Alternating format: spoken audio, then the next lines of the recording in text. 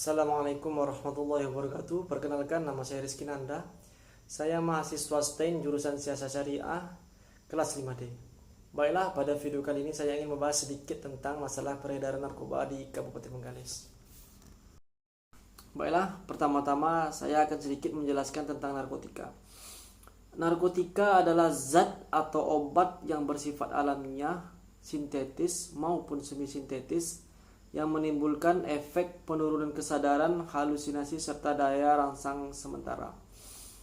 Menurut Undang-Undang Narkotika Pasal 1 Ayat 1 menyatakan bahwa narkotika merupakan zat buatan ataupun yang berasal dari tanaman yang memberikan efek halusinasi, menurunnya kesadaran, serta menyebabkan kecanduan. Efek buruknya penyalahgunaan narkotika pada saat ini berada dalam level yang sangat berbahaya. Karena selain merusak fisik dan mental, juga dapat mempengaruhi kehidupan sosial dalam masyarakat, serta dapat menjadi penghambat pembangunan nasional dan dapat mengancam keamanan dan kedaulatan negara. Adapun di Indonesia, yang mengatur tentang peredaran dan penyalahgunaan narkotika ialah Undang-Undang Nomor 35 Tahun 2009. Permasalahan peredaran narkotika ini sudah merusak tatanan kehidupan masyarakat tanpa mengenal usia, status sosial, dan jenis kelamin. Yang mengkhawatirkan ialah korban narkotika telah menambah ke kalangan pelajar. Berdasarkan hasil sebuah survei nasional menunjukkan bahwa 24 hingga 28% di kalangan remaja sudah menggunakan narkoba. Kondisi ini tentu memerlukan penanganan serius, bukan saja oleh pemerintah, tetapi harus didukung oleh partisipasi dan peran aktif segenap lapisan masyarakat. Sebab narkoba sudah tidak lagi menjadi musuh aparat hukum, tetapi juga sudah menjadi musuh masyarakat. Di tempat saya bekerja, yaitu Lapas Kelas 2 Bengkalis, hampir 80% narapidana merupakan terpidana kasus narkoba. Dan pada Lapas Kelas 2 Bengkalis ada pola pembinaan khusus bagi terpidana kasus narkoba. Berikut ulasannya.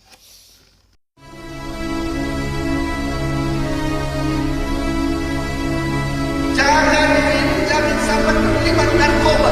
Ada lagi, karena narkoba merusak dan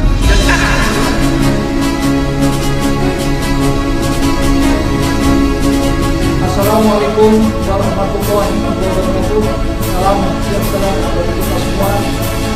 Saya Edi Mulyono, Kalapas Kelas 2 Bengkalis, yang mengikuti pelatihan kepemimpinan nasional tingkat 2 Angkatan 24 tahun 2021.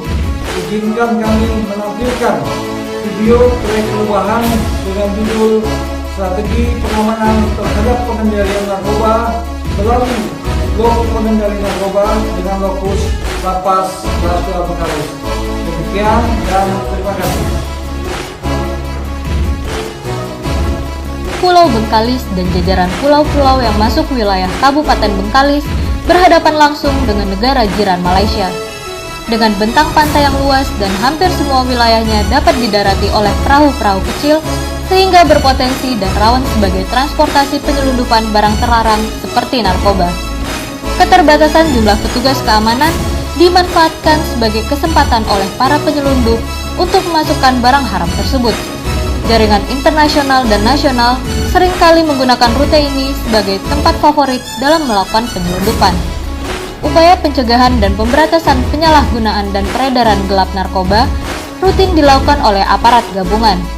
Namun kenyataannya, masih sering terjadi penyelundupan peredaran gelap narkoba melalui jalur ilegal. upaya untuk menanggulangi peredaran gelap narkoba, baik yang terjadi di dalam lapas maupun yang terjadi di luar lapas yang dikendalikan dari dalam lapas, memerlukan upaya-upaya yang keras, upaya-upaya yang progresif, upaya-upaya yang lebih maju lagi. Narapidana yang sedang menjalani masa pidana di lapas seringkali masih melakukan pengendalian peredaran gelap narkoba. Hal ini sangat memprihatinkan dan perlu dilakukan langkah-langkah strategis untuk mencari solusinya.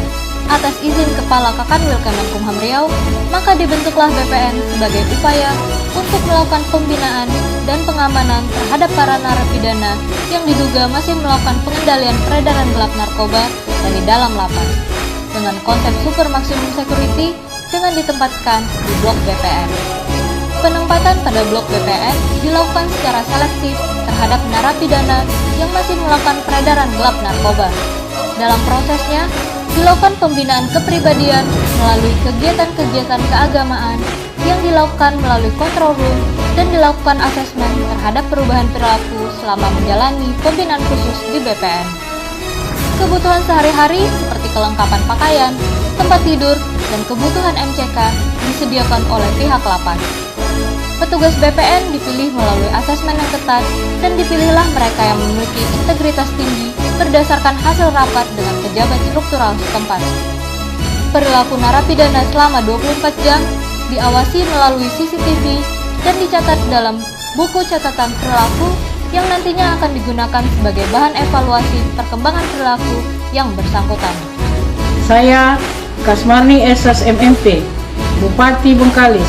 Saya AKBP Hendra Gunawan SIKMT selaku Kapolres Bengkalis. Saya Rahmat Budiman Taufani SHMKM, Kepala Kejaksaan Negeri Bengkalis yang tergabung dalam Criminal Justice System Kabupaten Bengkalis. Saya Muhammad Hikmawan, Kepala Kantor Bea Cukai Hukum Madya Babenci Bengkalis. Saya Tony Almando, Jabatan Kasar Narkoba Polres Bengkalis. Mendukung proyek perubahan Yang digagas oleh Bapak Edi Mulyono selaku Kalapas kelas 2 Bengkalis Tentang strategi pengamanan terhadap pengendalian narkoba di dalam lembaga pemasyarakatan atau rumah tahanan melalui blok pengendali narkoba di lembaga pemasyarakatan kelas 2 Bengkalis. Semoga dapat bermanfaat bagi seluruh rakyat Indonesia.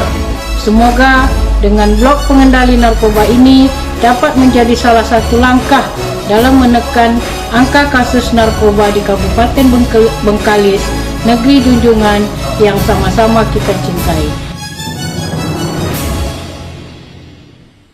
Dengan adanya blok pengendalian narkoba di Lapas Kelas 2 Bengkalis diharapkan dapat memberikan efek jera bagi terpidana kasus narkoba.